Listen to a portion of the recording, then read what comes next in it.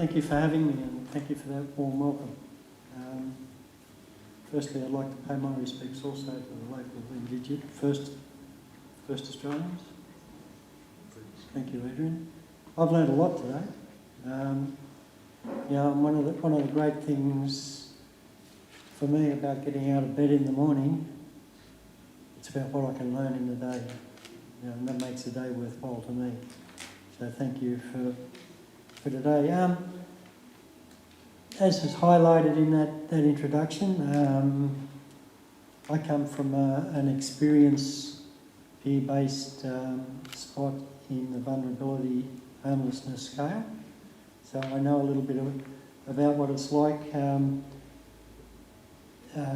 be homeless. I was brought up in institutions. There was a lot of structure there. I know what a concrete cell looks like. I know what a big ablution block looks like.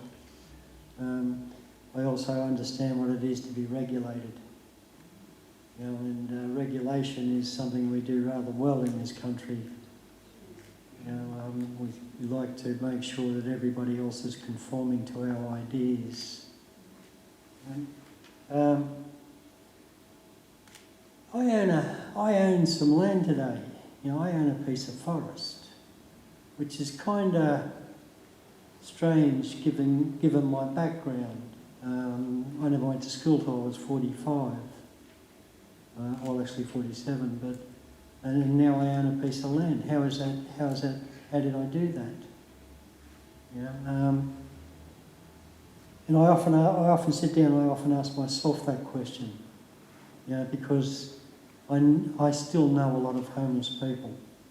And the interesting thing about some of the homeless people that I know is they don't consider themselves homeless.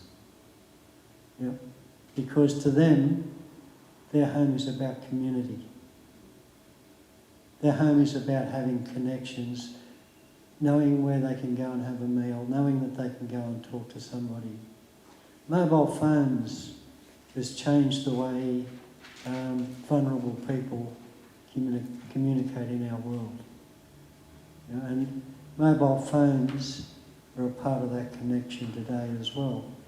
So for me, when we think about vulnerable people, vulnerability, disadvantage, lower socio-economic opportunities and things like that, it's not just physical houses that we need to think about in terms of providing for the homeless. It's about service, being able to wash their clothes, being able to go somewhere and have a conversation. When I'm feeling lonely, just go and have a conversation. I remember my transition from vulnerability to homeless. I was homeless 2.5 years into my undergrad. I was still homeless. Why was I still homeless? I had money, I had a mobile phone, I had a post office box, but I was still homeless. The challenge was, I knew what the answer was up here. I understood what I needed to do. What I didn't have was the experience of the mechanical actions of performing the tasks to actually go and do what I needed to do. There's a disconnect for people that have experienced these traumas. And I agree with what I heard this morning. I heard some really great stuff. The sooner, if somebody experiences a trauma, the sooner that we can get them into safe housing, the sooner we can get them into a safe space, the healthier that family or that group of people is going to be. There's also something else, and Adrian touched on it as well, social capital. Now, I use myself as an example here. I was kicked around parks, I was truncheoned out of places because I was undesirable. And I was seen as an undesirable. And I experienced a lot of shame and stigma because of that. It was, what was buried deep inside of me, and what is buried deep inside of a lot of people, is a great value to society. And we're depriving ourselves of that. Yeah. I think, I thought about this talk, and I was asked if I'd like to have any PowerPoints. And I thought, yeah, I would. And the first PowerPoint slide I would have are all the problems. Dot point,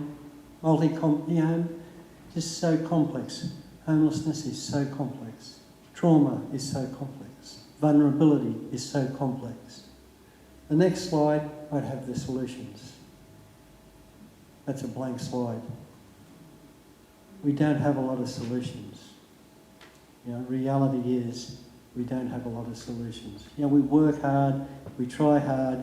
The simple truth is that we're standing here today talking about problems that have been around for generations,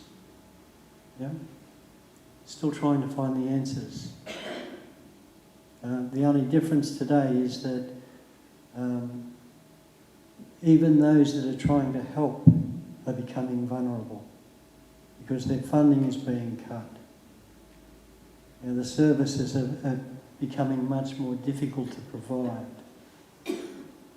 So, and I'm also disappointed in the results of the election, and I went through my 3-day grieving process. But I live in hope. I haven't got to where I am by grieving for too long. And I define hope as an acronym. It's hearing other people's experience. And it's through listening to other people, it's through telling stories that I believe are pathways forward, because it's about compassion. It's about empathy, and it's about sharing. And community is about sharing. Community is about connection. Thank you.